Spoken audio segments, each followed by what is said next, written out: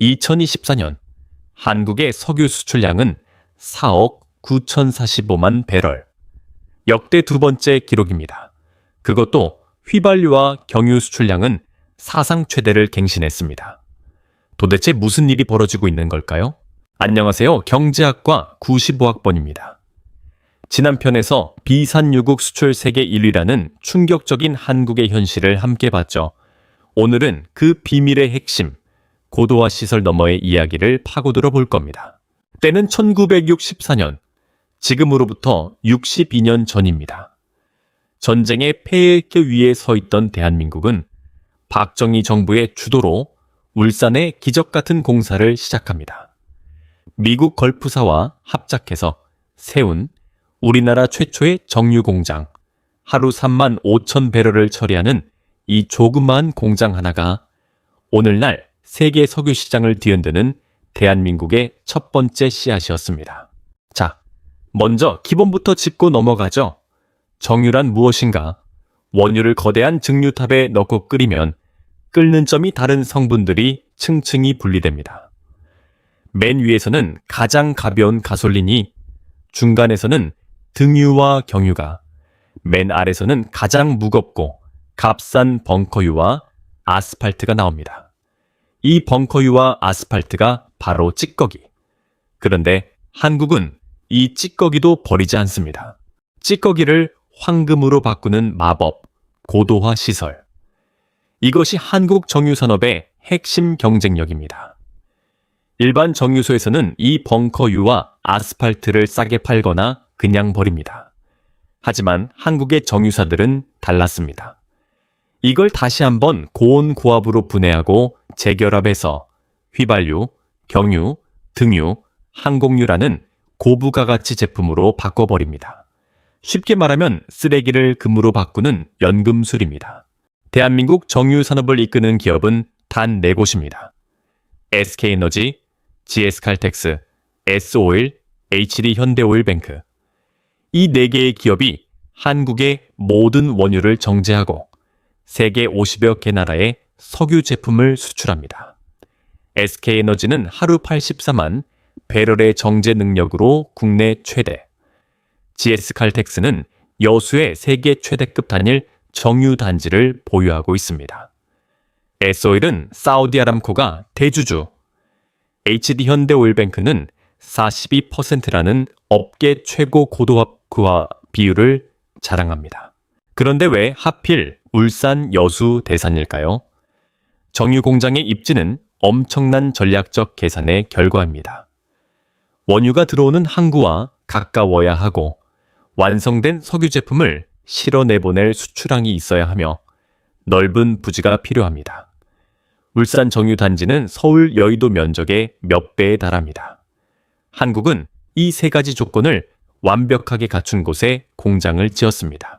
2024년 한국 석유 제품 수출 실적을 보면 입이 벌어집니다. 총 수출량 4억 9,045만 배럴. 이는 역대 두 번째 기록입니다. 서울 상암 월드컵 경기장을 33번 가득 채울 수 있는 물량입니다. 수출 금액으로는 약 526억 달러, 한화로 약 70조 원. 땅속에서 석유가 나는 나라가 아닌데 가공해서 되파는 것만으로 70조 원을 번 것입니다. 여러분, 이게 얼마나 대단한 일인지 느껴지시나요? 잠깐 여기서 시청자 여러분께 질문을 드릴게요. 고도화 비율이 40%라는 게 얼마나 대단한 걸까요? 힌트를 드리자면 중동의 산유국들은 원유를 그냥 퍼 올려서 파는데 한국은 그것을 사와서 더 비싼 제품으로 만들어서 더 많은 돈을 받고 팝니다. 같은 양의 원유로 얼마나 더 많은 가치를 뽑아내는가. 그것이 바로 고도화 비율의 핵심입니다. 댓글로 여러분의 생각을 남겨주세요. 핵심 지표는 정제 마진입니다. 정제 마진이란 석유 제품 판매 가격에서 원유 구매 가격과 운영비를 뺀 이익입니다. 배럴당 1달러의 정제 마진만 더 받아도 하루 200만 배럴을 처리하는 공장에서는 하루에 200만 달러의 추가 수익이 생깁니다. 2026년 초 이란과의 지정학적 긴장이 고조되면서 싱가포르 복합 정제 마진이 배럴당 $80를 돌파하게 했습니다. 한국 정유사들이 호황 속 불안이라고 표현했을 정도로 지금 이 순간 한국 정유산업은 전례 없는 이익을 내고 있습니다. 지금에 안주하면 안 됩니다. 한국 정유사들은 이미 다음 단계를 준비하고 있습니다. S오일의 샤인 프로젝트가 대표적입니다. 샤인은 아랍어로 매라는 뜻입니다. 울산에 세계 최대 규모의 석유화학 복합단지를 짓는 이 프로젝트 총 투자 규모가 무려 7조 원에 달합니다. 원유에서 석유 제품을 뽑는 것을 넘어서 플라스틱, 합성 섬유, 화학 원료를 직접 만들겠다는 겁니다. 석유를 정제해서 파는 나라에서 석유로 모든 것을 만드는 나라로 진화하는 겁니다. 물론 경쟁자가 없는 건 아닙니다. 한국 정유산업의 최대 위협은 중국입니다. 중국은 정제 능력을 무서운 속도로 늘리고 있습니다. 2025년 기준 중국의 하루 정제 능력은 한국의 10배가 넘습니다. 하지만 한국의 무기는 규모가 아닙니다. 한국의 무기는 기술력입니다. 저질 원유를 고품질 제품으로 바꾸는 고도화 기술, 그리고 반세기 이상 쌓아온 정제 기술의 노하우. 이것은 단순히 돈으로 살 수 없습니다. 그렇다면 한국은 어디서 원유를 사올까요? 한국의 원유 도입처 1위는 사우디아라비아, 이어서 이라크, 쿠웨이트, 아랍에미리트 등 중동이 전체의 약 70%를 차지합니다. 2026년 초 이스라엘, 이란 갈등이 격화되면서 호르무즈 해협 봉쇄 우려가 현실화됐습니다. 이 가느다란 해협 하나가 막히면 한국으로 들어오는 원유의 70%가 끊깁니다. 그래서 한국 정유사들은 지금 미국산, 러시아산, 아프리카산 원유로 수입처를 다변화하는 중입니다. 한국 정유산업에도 피할 수 없는 도전이 있습니다. 바로 탄소 중립입니다. 전기차가 늘면 경유와 휘발유 수요가 줄어들 수밖에 없습니다. 국제에너지기구 IEA에 따르면 전통적인 석유 수요는 2030년대 중반부터 본격적인 감소세에 접어들 것으로 전망됩니다. 한국 정유사들은 이미 이에 대비하고 있습니다. SK이노베이션은 배터리 사업을 키웠고 GS칼텍스는 바이오 연료에 투자하고 있으며 HD현대오일뱅크는 수수소 사업에 뛰어들었습니다. 정유사가 에너지 회사로 탈바꿈하고 있습니다. 사실 한국 정유산업의 가장 무서운 경쟁력은 눈에 잘 보이지 않는 곳에 있습니다. 바로 운영 효율성입니다. 한국의 정유 공장 가동률은 약 90%, 세계 평균이 75% 수준임을 감안하면 한국의 가동률은 압도적입니다. 세계 시장에서 배럴당 $1의 차이가 수천억 원의 이익 차이를 만드는 곳이 정유 산업입니다. 2024년과 2025년 한국 정유사들의 숨겨진 효자 상품이 있습니다. 바로 항공유입니다. 코로나 이후 전 세계 항공 수요가 폭발적으로 회복되면서 항공유 수요가 급증했습니다. 한국은 이 틈새를 정확히 파고들었습니다. 2024년 한국 정유사들의 항공유 수출은 사상 최대를 기록했습니다. 하늘길이 열릴수록 한국에 돈이 들어옵니다. 비행기가 날 때마다 한국 정유사들의 통장이 채워집니다. 이제 더 큰 그림을 봐야 합니다. 정유산업과 석유화학산업은 사실 하나의 거대한 생태계입니다. 원유에서 뽑아낸 나프타는 석유화학 공장으로 들어가서 플라스틱, 합성섬유, 고무, 화학 원료가 됩니다. 여러분이 지금 입고 있는 옷의 폴리에스테르, 사용하고 있는 스마트폰 케이스, 타고 다니는 자동차 내장자에 이 모든 것의 원료가 한국 정유 공장에서 나옵니다. 2025년에는 또 하나의 기록이 세워졌습니다. 대한석유협회에 따르면 2025년 한국 정유사사가 수출한 경유 물량이 2억 237만 배럴, 경유 수출 사상 최초로 2억 배럴을 돌파한 겁니다. 특히 호르무즈 긴장으로 인해 중동산 경유 공급이 불안정해지면서 아시아와 유럽이 한국으로 몰려왔습니다. 위기가 기회가 된 겁니다. 한국이 만든 석유 제품은 어디로 갈까요? 주요 수출처를 보면 아시아가 압도적입니다. 호주, 인도네시아, 베트남, 필리핀, 싱가포르 등 동남아시아와 오세아니아가 한국 석유 제품의 최대 고객입니다. 한국은 동북아시아의 정유 허브 역할을 하고 있습니다. 한국의 정유 제품이 전 세계 50여 개국에서 쓰이고 있다는 것, 이건 단순한 무역이 아닙니다. 대한민국이 세계 에너지 공급망의 핵심 허브라는 뜻입니다. 그렇다면 투자 관점에서 한국 정유 산업을 어떻게 봐야 할까요? 핵심은 세 가지입니다. 첫째, 정제 마진. 배럴당 $5 이상이면 호황, $2 아래면 적자 위험. 2026년 4월 기준으로 마진은 $80대로 이례적인 호황입니다. 둘째, 환율. 원유는 달러로 사고 제품도 달러로 팔지만 원화 강세 구간에서는 환산 이익이 줄어듭니다. 셋째, 원유 도입처 다변화. 중동 의존도가 높을수록 지정학적 리스크에 취약합니다. 산유국들은 땅을 팔아서 먹고 삽니다. 그런데 땅속 자원은 언젠가 바닥이 납니다. 사우디아라비아가 비전 2030이라는 거대한 탈석유 프로젝트를 추진하는 이유가 여기에 있습니다. 반면 한국은 기술로 먹고 삽니다. 원유가 사라지지 않는 한, 한국은 계속해서 정제 기술로 돈을 벌 수 있습니다.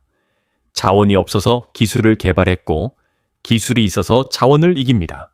이것이 대한민국의 방정식입니다. 한국 정유 산업을 이야기할 때 빼놓을 수 없는 것이 있습니다. 오일 쇼크의 교훈입니다. 1973년 1차 오일 쇼크, 1979년 2차 오일 쇼크. 원유 가격이 몇 배씩 폭등하면서 한국 경제는 직격탄을 맞았습니다. 이 트라우마가 한국 정유사들을 강하게 만들었습니다. 이 질문들이 쌓이고 쌓여서 고도화 기술이 됐고 오늘날 세계 최고 수준의 정유 산업이 탄생한 겁니다.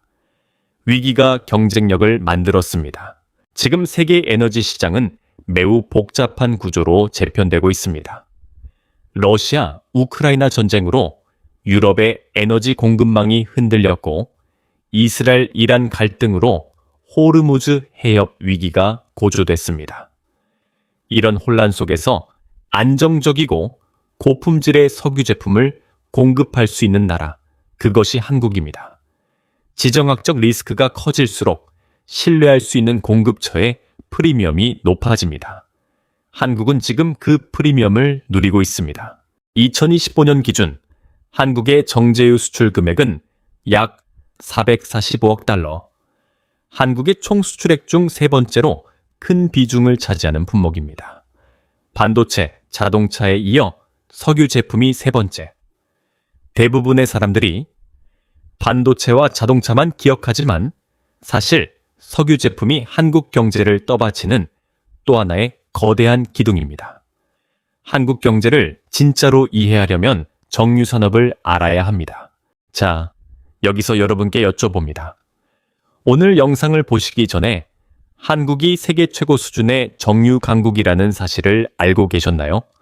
댓글로 알고 있었다, 몰랐다 알려주세요. 그리고 한국 정유 산업의 경쟁력을 100점 만점으로 채점한다면 몇 점을 주실 건가요? 여러분의 솔직한 평가를 기다립니다.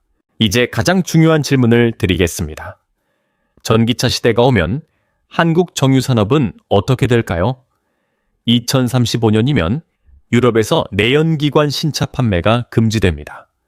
하지만 항공유와 선박유는 당분간 대체제가 없습니다. 석유화학 원료 수요는 오히려 늘어납니다. 그리고 한국 정유사들은 이미 수소, 바이오 연료, 배터리로 사업을 확장 중입니다. 예를 들어 HD현대오일뱅크는 이미 수소 사업에 본격적으로 진입했습니다. 정유 공정에서 필연적으로 나오는 부생수소를 포집해서 수소도 충전소에 공급하는 사업입니다. 정유 공장이 수소 공급 기지로 변신하는 겁니다. 기존의 파이프라인, 저장 시설, 운송망을 그대로 활용할 수 있기 때문에 진입 장벽이 낮습니다. 지금의 위기가 다음 세대의 경쟁력이 됩니다. 오늘 영상을 정리해 드리겠습니다. 한국 정유산업의 5가지 핵심 경쟁력. 하나, 세계 최고 수준의 고도화 설비. 찌꺼기를 황금으로 바꾸는 기술. 고도화 비율 40% 이상. 둘, 전략적 입지. 셋, 운영 효율성. 가동률 90%. 넷, 석유화학 연계 생태계. 다섯, 미래 에너지 전환 준비. 이 5가지가 한국을 비산유국 수출 세계 1위로 만든 진짜 이유입니다. 많은 분들이 한국 경제를 걱정합니다. 저출생, 고령화, 내수 침체. 물론 어려운 문제들입니다. 하지만 동시에 석유 한 방울 안 나는 나라가 세계 석유 수출 6번째이고 반도체 1위이고 조선 1위이고 배터리 기술 세계 최상위입니다. 아무것도 없는 땅에서 기술과 사람으로 이 모든 것을 이룬 나라. 그것이 대한민국입니다. 다음 편에서는 또 다른 충격적인 이야기를 준비하고 있습니다. 한국이 세계 1위인 산업이 또 있습니다. 그것도 여러분이 매일 쓰는 절대 없으면 안 되는 바로 그것. 다음 편도 기대해 주세요. 구독과 알림 설정 꼭 해두세요. 그래야 알림이 갑니다. 마지막으로 여러분께 설문을 드립니다. 한국 정유산업, 앞으로 20년 뒤에도 세계 경쟁력을 유지할 수 있을까요? 가능하다. 전기차 때문에 어렵다. 잘 모르겠다. 3가지 중에 하나를 댓글로 남겨주세요. 여러분의 의견이 다음 편 주제 선정에 반영됩니다. 자원 없이 기술로, 땅 없이 사람으로. 대한민국은 지금도 세계 시장에서 싸우고 있습니다. 한국 정유산업은 그 싸움의 가장 오래된 전선입니다. 2964년 울산에서 시작된 작은 불꽃이 2026년 지금 이 순간 전 세계를 밝히고 있습니다. 여러분, 오늘도 함께해 주셔서 감사합니다. 경제학과 95학번이었습니다. 오늘의 핵심 요약. 하나, 2024년 한국 석유 제품 수출 사업 9천만 배럴 역대 2위. 둘, 고도화율 40% 이상 세계 최고. 셋, 경유 수출 2025년 2억 배럴 사상 최초. 넷, 정유사사 수소 바이오 배터리로 에너지 전환 준비 완료. 다섯, 대한민국은 기술로 자원을 이기는 나라의 살아있는 증거. 오늘 영상 도움이 됐다면 좋아요 한 번만 눌러주세요. 유튜브 알고리즘에 큰 도움이 됩니다. 구독 아직 안 하셨다면 지금 바로 구독 버튼 눌러주세요. 댓글에는 여러분의 생각을 자유롭게 남겨주세요. 경제학과 95학번은 여러분 덕분에 만들어집니다. 다음 영상에서 다시 만나요. 경제학과 95학번. 세상의 경제를 쉽게, 재미있게, 깊이 있게. 다음 편. 한국이 세계 1위인 또 하나의 산업. 곧 공개. 구독, 좋아요, 알림 설정, 댓글 부탁드립니다.